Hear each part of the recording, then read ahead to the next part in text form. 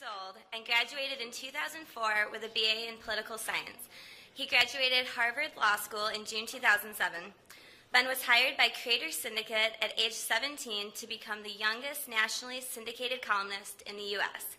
Ben is the author of the national bestsellers Brainwashed, How Universities Indoctrinate America's Youth, Porn Generation, How Social Liberalism is Corrupting Our Future, and Project President, Bad Hair and Botox on the Road to the White House. His latest book is titled Bullies, How the Left's Culture of Fear and Intimidation Silences America. He has appeared on hundreds of radio and TV shows around the nation, including Fox and Friends, The O'Reilly Factor, The Glenn Beck Show, among many others. My personal favorite appearance is when he took on CNN's Piers Morgan on gun control following the Sandy Hook tragedy and gave him a much-needed copy of the U.S. Constitution. We need more advocates in the conservative movement who are willing to be on the offensive in interviews, and Ben does exactly that. Ben is married and currently runs Benjamin Shapiro Legal Consulting based in Los Angeles. He is editor-at-large at Breitbart.com and Shulman Fellow at the Freedom Center. So first we're going to show a clip of the interview that I was just speaking about when Ben Shapiro took on CNN's Piers Morgan. It's about a minute and a half.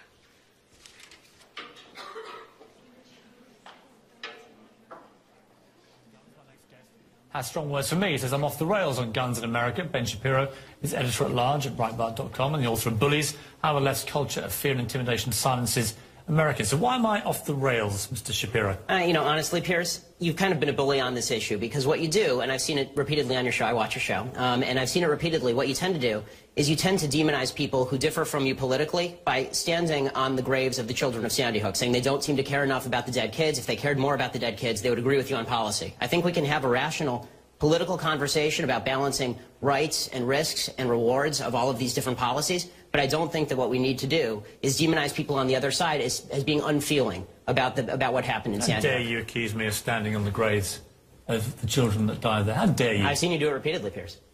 Like I say, how dare you? I mean, you can keep saying that, but you've done it repeatedly. What you do, and I've seen you do it on the program, is you keep saying to folks that if they disagree with you politically, then somehow this is a violation of what happened in Sandy Hook. And you have yet, I'd really like to hear your policy prescriptions for what we should do about guns. Because you say that you respect the Second Amendment, and you know, I brought this here for you so that you can read it. It's the Constitution. And I would really like for you to explain to me what you would do about guns that would have prevented what happened in Sandy Hook. If you want to do what you did in the UK, right, which is ban virtually all guns, that is at least a fair argument. And we can have a discussion about whether that's something that we ought to do or not. I made it very...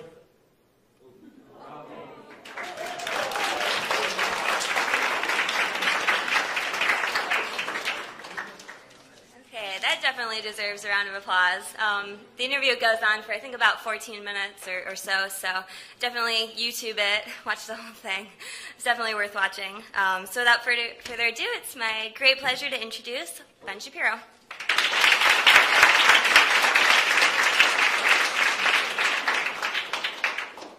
Well, thanks so much for having me. It's really a pleasure. This is the first time I've been out to the Reagan Ranch, and the first time that I've done a specifically YAF event. I've been a huge fan of YAF for a long time, especially because it gives me the opportunity to be one of the older people in the room, which very rarely happens.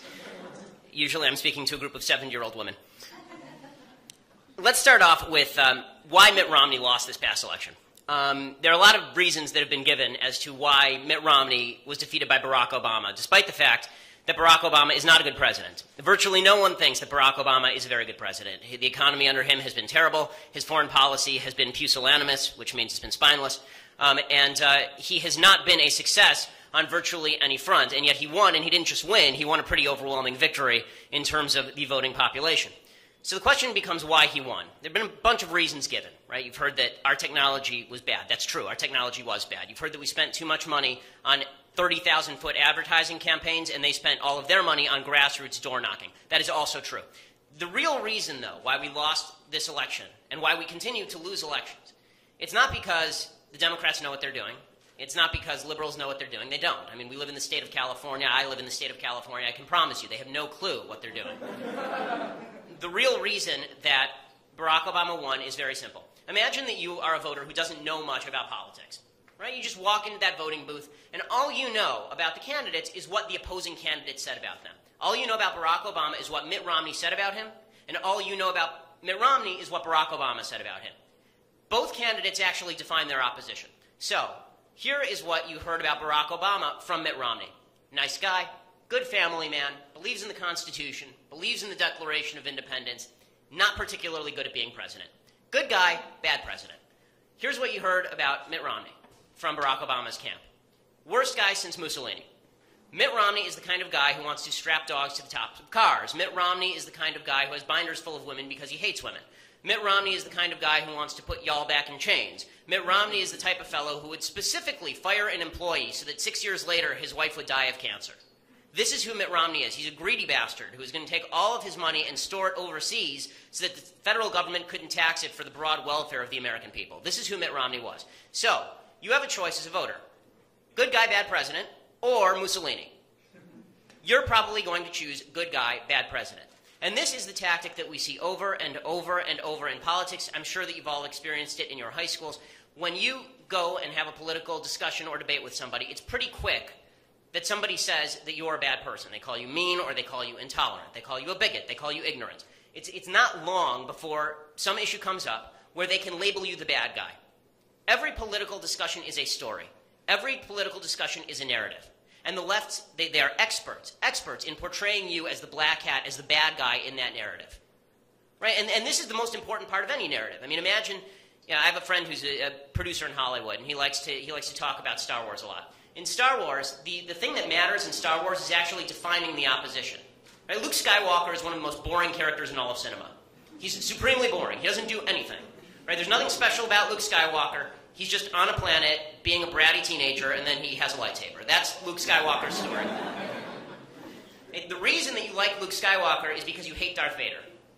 Star Wars does not open with Luke Skywalker. Star Wars opens with the ship being taken up into the Empire ship, and then they weld open the door, and a 7-foot-tall monster walks in with a skeleton for a face. A bunch of stormtroopers walk in with him, and you know how you can really tell he's a bad guy? Well, because he picks a dude up by his throat and proceeds to strangle him, right, in the first 5 seconds of the film. It doesn't matter who you cut to next. That guy's going to be the hero. Right? This is how politics works, too. All politics is narrative, and the left has its narrative, which is that you're a bad person. Every political argument comes down to you're a bad person from the left. Every one. They don't have a playbook, they have a play. Right? You can look at any issue that we're talking about right now. Yesterday, Joe Biden on immigration reform. He said that opponents of immigration reform, this particular bill, were mean. Right? This was his actual argument. His argument is that you are mean. He said it was unchristian to oppose the immigration reform bill. I'm not even a Christian, I know that's bull. The fact is that the left's argument is a bullying argument. This is a bully tactic. We are making political arguments about facts and figures, and they are making character arguments about how you're a nasty human being. And that means that you have to go right back at them. So, I'm going to give 10 rules here for debating folks on the left, for discussing issues with folks on the left. Before I start that, one quick question has to be answered. Why bother discussing things with people on the left at all? This is a very real question. People always laugh when I say that, but it's a very real question. Why do you bother with the conversation? I see so many people, kids, adults, it's usually people who are like my parents' age, spend a lot of time on Facebook discussing politics with their friends. It's a complete waste of time. And I always tell them, when you're on that deathbed, and you're staring at that mahogany box, and you're thinking to yourself, I really wish I had that 11 hours I spent arguing with Aunt Ida back. That's when you probably should have not spent the time with Aunt Ida. So don't spend time talking with people who are not convincible. There are only really a couple reasons to talk with people who are on the left. One is to be polite if they're serving you food. Okay? The second is if they are actually convincible. You found the one honest leftist who actually has an open mind and is not just saying they're open-minded in order to use it as a baton to beat you for being closed-minded. They actually are open-minded. Right? If you're talking with an open-minded person, then you can have an honest political conversation. And the third reason to discuss an issue with somebody on the left is in a situation like with peers, which is there's an audience, and if there is an audience and the person's closed-minded, then your job is to beat them bloody. Your job is to take them down and humiliate them in front of as many people as humanly possible. Okay, so with that in mind, here are the 10 basic rules for dealing with folks on the left that you have to debate. The first one is you can't get intimidated. It's very intimidating in most of these circumstances. Usually the crowd is not on your side. Usually people are going to think that you're being aggressive. Usually you're going to get criticized for being mean. I can promise you that in politics, as in football, nice guys finish last. It's actually a baseball, Leo DeRocher saying, but nice guys finish last. The bottom line is that, you know, if you're going into an interview and your general outlook on the person interviewing you is this is an honest person, that's probably not true.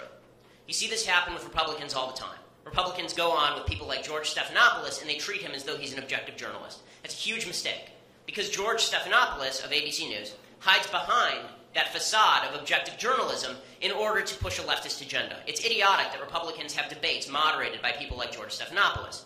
He's a leftist. He was in the Clinton War Room. There's a movie called War Room. It's with George Stephanopoulos in the Clinton War Room. And now he's considered an objective journalist for ABC News. That's stupidity. When you go on, your first goal is to take that person down. And it's just like a sports game. You have to watch the tape. I mean, the reason that I did that with Piers is because I have seen his show. I knew what he was saying. And I knew that he had no good comeback to it, which is why you see him clutching his pearls and shouting, "How dare you?" Right? Because he didn't have any sort of good comeback to that. And the fact that he's British just makes it that much more delicious. So first of all, don't get intimidated. It's too easy to be intimidated. Don't be intimidated. Now, in the classroom when you're talking with a teacher, be smart about it. I always said this. I was at UCLA. I graduated summa cum laude from UCLA. There's a reason I graduated summa cum laude from UCLA being a conservative. That's because when I was in the classroom, I'd mouth off. And when it came time to write in my blue books, I wrote like a commie. Right? This is what you should actually do. Okay? Don't sacrifice your grades in order to make a point, because I promise you no one is going to get the point. All they're going to see is your transcript. So convince people outside the classroom. You can work inside the classroom. When it comes time for the test, get good grades, because you can wield that Harvard Law degree much better if you're actually in Harvard Law as opposed to at CSUN. Number one, don't get intimidated. Number two, you have to frame your opposition. You see, this is exactly what I was doing with Piers. There are only two things that I knew I was going to do before that interview with Piers. They both happened in that little clip. The first one is I knew before I started I was going to accuse him of standing on the graves of the kids of Sandy Hook to push his political agenda, because that's exactly what he was doing. Now, that wasn't me calling him mean or nasty or a jerk. It wasn't name-calling. It really was not. It was exposing his tactic. Right? That was the tactic that he was using. That's why he couldn't run from it.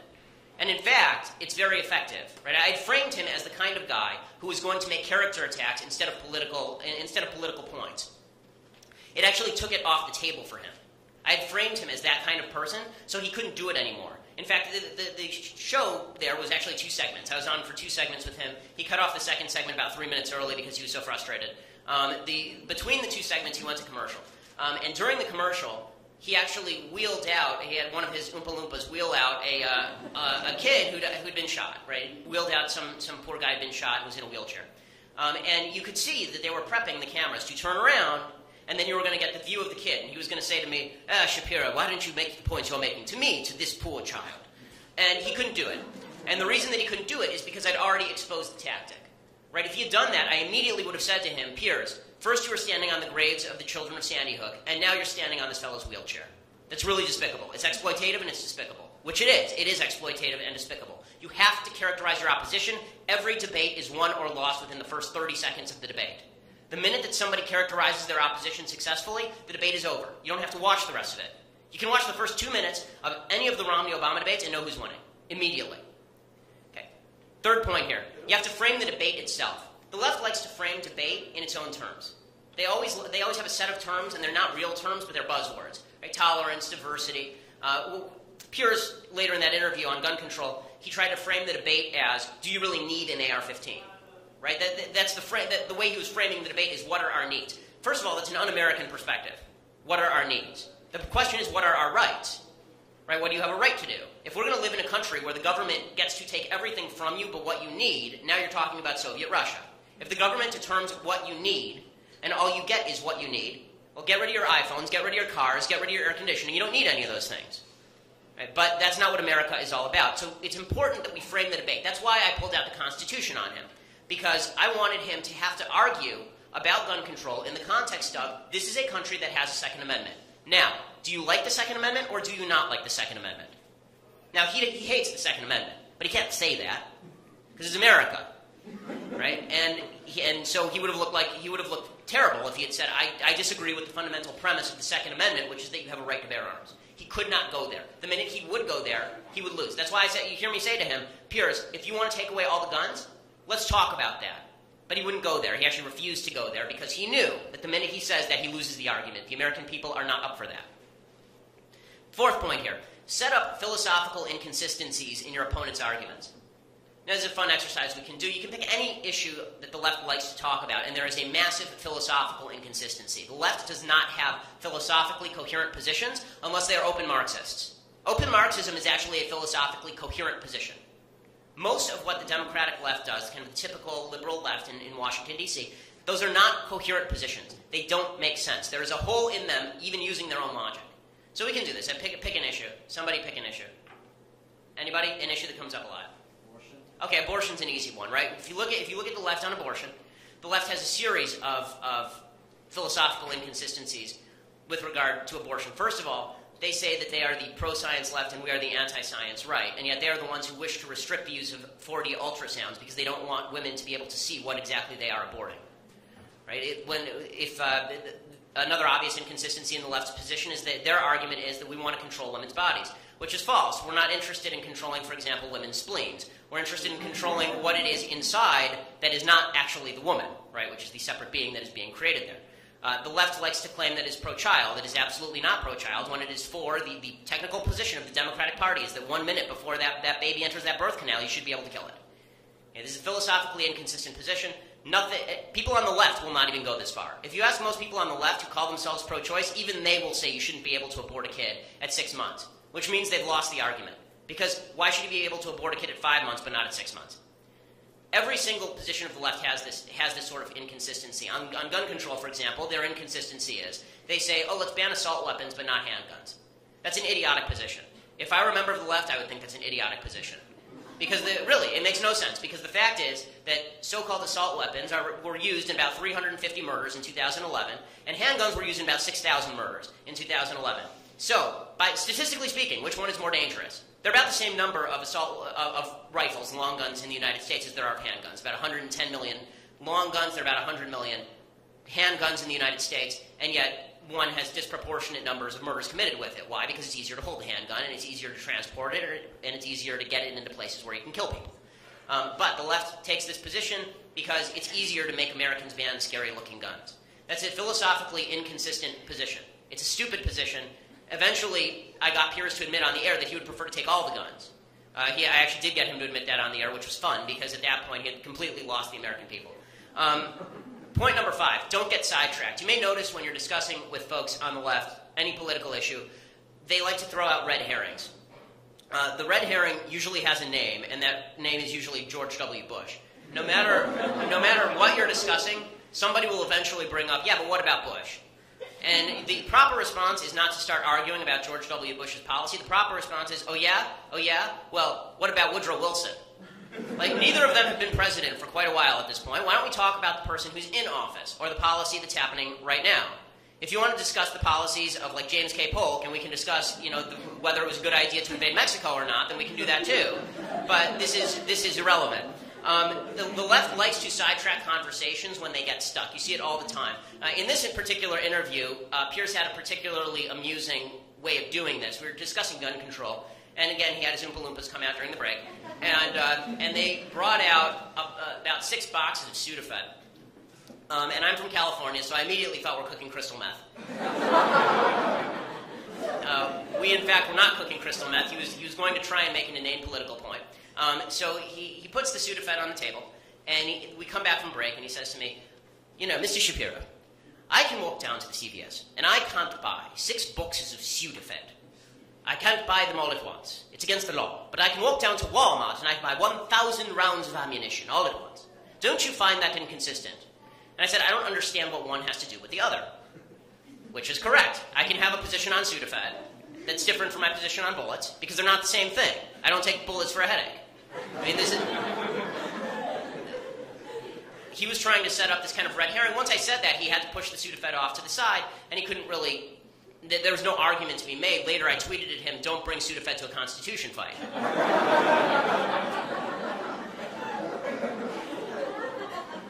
Sixth point here. If you don't know something, admit it right off the bat. Nobody in America knows everything. This is one of the great points of conservatism, actually, is that nobody knows everything. There is no one all-knowledgeable person. I know Barack Obama thinks he is that one all-knowledgeable person who can control every aspect of your life and the economy. He can control everything that happens in the world and foreign policy because he knows everything. But the idea of administrative government, the idea that there is this set of wise bureaucrats in Washington, D.C. who know more than everybody about everything, even about a particular industry, it's just not true. Well, that's true for you personally, too. None of us know, none of us are God. We don't know everything. At some point in a debate, somebody will probably bring up something you don't know about. The proper answer to that is, I don't know what you're talking about, let me research it and get back to you. That's an honest answer. What you see too many people doing is getting themselves in hot water, pretending to know things that they don't actually know about. It's a lesson I actually learned early in my career when I was interviewing for a job, and it was at a Jewish nonprofit, and they had asked me about a magazine that they printed. I had never heard of this magazine. And they said, well, what are your criticisms of the magazine? And I said, well, the magazine is not academic enough. Turns out it was published by Haifa University and was all the articles were written by top-notch professors.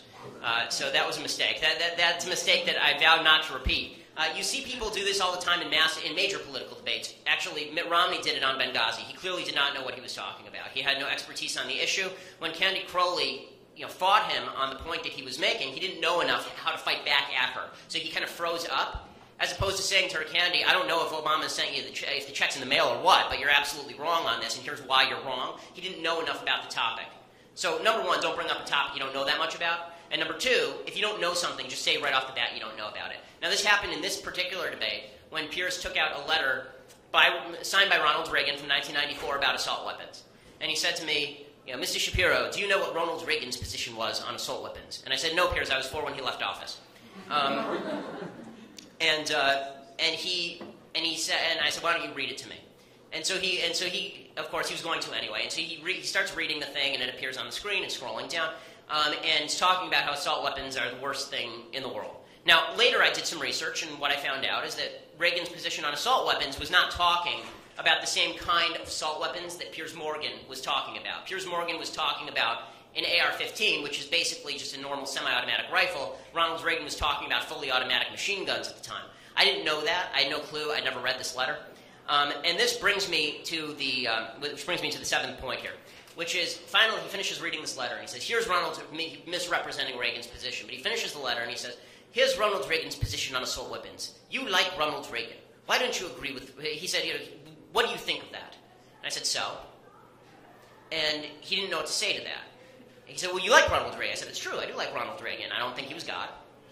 People on our side do things that are wrong. You don't have to worship people who are on our side of the aisle. Don't get sucked into the paradigm is the point here. This is the seventh point. Don't get sucked in by the paradigm. Just because somebody is on our side doesn't mean that they're always right.